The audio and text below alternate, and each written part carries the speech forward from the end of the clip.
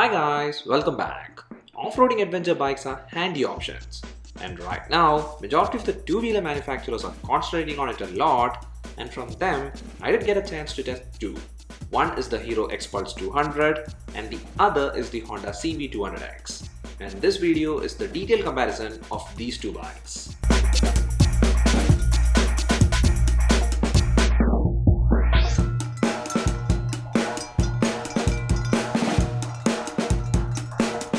This comparison video is divided into 5 sections, which are the design and build quality, specifications, ride quality and comfort, mileage and price. And from this, let's start things with the design and the build quality. Well, here both these bikes are designed with different approach. Honda's CB200X is the sleek looking modernized one, while the XPulse 200 looks more of like a dirt bike style one. And that approach does give an upper hand for the XPulse 200 for the extreme scenarios, because the overall shape and dimension of the XPulse 200 is like that. It has a very tall and slim stance, and the tires are big with much deeper travel front suspension, and even the ground clearance is a whopping 220 mm. And on top of that clearance, the aluminium underplating is strong, and also the upsweep exhaust is an added advantage, and hence overall the XPulse 200 is basically designed keeping off-roading as the first priority. Now that said, the CB200X is also designed for adventures, but here the basic or the core priority is for day-to-day use. Well, it's because the design is set like that, and also the dimensions are not leaning towards that taller stance format. It's more of like a regular bike with some important tweaks like the high raised handlebar, the tall windshield, the knuckle guard, etc. But here the ground clearance is not very massive because it just measures 167 mm, and that's fine for off-roading, but then if you push into an extreme scenario, well then you might face some troubles. But here I do prefer the approach from Honda because for me, I would lean towards an all-rounder bike rather than a single-purpose one.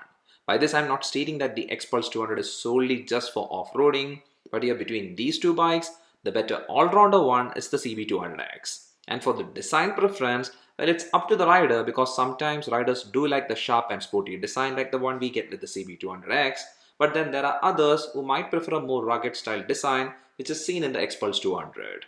And here the XPulse 200 does use more metal, and that's an advantage in terms of durability, but when it comes to the fiber parts used, the better quality fiber is used in the Honda CB200X. And here about the speedometer, well, both bikes does use a fully digital meter, but then the more feature rich one is the one used in the XPulse 200 because it does show plenty of info, and on top of it, there is turn-by-turn navigation support as well as Bluetooth connectivity. And about the meter used in the CB200X, well, even though it's good in terms of readability, well, there isn't any Bluetooth connectivity option with it. But that said, when we check the switch controls offered, well, the CB200X has an advantage there because there is an extra control, which is the hazard toggle, which is not present in the XPulse 200. And about the rest of the switch controls, well, both bikes does get the same ones, which are the dim bright toggle, pass light control, indicator toggle, then horn, self-start switch, and the engine kill switch. And here about the headlight, well, both these bikes does get the full LED headlight, and here even though both can get through pitch dark conditions, the better one felt to be the one used in the CB200X. And lastly, one more thing to note in the design side is that both these bikes have a higher seat height, and in that the XPulse 200 tops the spot with a measurement of 823 mm, and the CB200X comes second measuring 810 mm. Well, these numbers are on the higher side, and in real life too they do feel like that. But for me, I didn't face any issues with both these bikes' seat height. And for your reference, my height is 176 centimeters. So that's all about the design and build quality. And right from this first factor, there is plenty of differences because both these bikes are engineered in such a manner. And this difference is noticeable in all the other factors too. So let's move on to the second factor, which is the specifications. Well, this factor is all about numbers.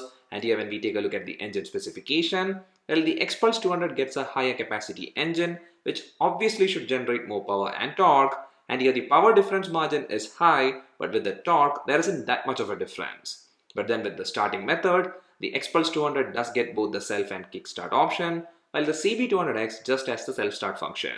Then while checking the body dimensions, the XPulse 200 is in every manner topping the numbers, because it's a taller, wider and heavier bike compared to the CB200X. But then with the tire dimension, well, the XPulse 200 gets the larger diameter tires, but with the thickness, well, the CB200X has the more chunky tires. And here both these bikes are using much more grippy tires than what a regular bike uses, but here also the more off-roading type tire is used in the XPulse 200. But with the brakes, well, both the bikes does use the same approach, at least in terms of the measurements.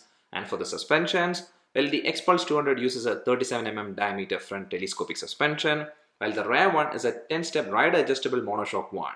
And about the suspension used in the CB200X, well, the front one is a golden upside down suspension, and the rear one is the classic Honda monoshock one. So that's all about the spec sheet, and now it's time to check the third and a most important factor, which is the ride quality and comfort. Well, this factor does show a great difference because here firstly the XPulse is a proper off-road bike. For such type of a ride, this bike is an excellent one. The longer travel suspension paired with a long and wide good spongy seat and a large tire and also a very upright riding posture all does give comfort and confidence while riding through rough scenarios. And that's a great plus point, and I feel that's the basic strength of this bike. But here the engine torque and power, even though is fairly good in paper, well in road it didn't reflect that much. Now don't get me wrong, because here the bike does show a bit of aggression, but that's only up to the 90s mark. And after that there was hesitation, and this is at the top gear, which is the fifth one, because here the gearbox used is the 5-speed one. So from my testing, I'll rate the XPulse 200 to be a great bike for off-roading, a good one for your daily rides, and a fine one for your long highway rides. But with the CB200X, the story is the opposite. It's a great bike for your daily rides, and also long highway rides are also excellent, and for off-roading it's a good one. Well, the reason I'm stating so is because the CB200X does show great aggression from the engine side, and here the 5-speed gearbox at its top gear offers a evenly spread out power and smooth ride. And this smoothness part is the biggest advantage of the CB200X, because this engine to me felt to be the more refined one. It's like you can ride with great comfort and no engine stress for a speed range from 0 to 110 km/h or even a bit more, and that's a major thing to highlight, especially in terms of longevity. And here on top of this, the CB200X actually is a comfortable bike to ride through some worse conditions, because here the suspension does take majority of the stress, and also the split seat used is a comfortable one, and here also the perfect upright riding posture is an excellent thing. Now here the design theme of the CB200X is done in such a way so that for braking while cruising, it did show a slight upper hand than the XPulse 200. Now it's not a massive advantage thing, but still it's something that I've noticed. And here for the tire gripping, well, the XPulse 200's tire performed better through muddy terrain. So that's everything about the ride quality and comfort, and here the core thing to understand is that the XPulse 200's graph is topping the off-roading side, and from there the fall happens with city rides and highway rides. But with the CB200X, the graph's topper is the daily ride part and also the highway ride, and the fall happens with off-roading. And also the engine refinement of the CB200X is something to keep note of. So here, based on your usage scenario, you can without any doubt figure out which one will suit you better.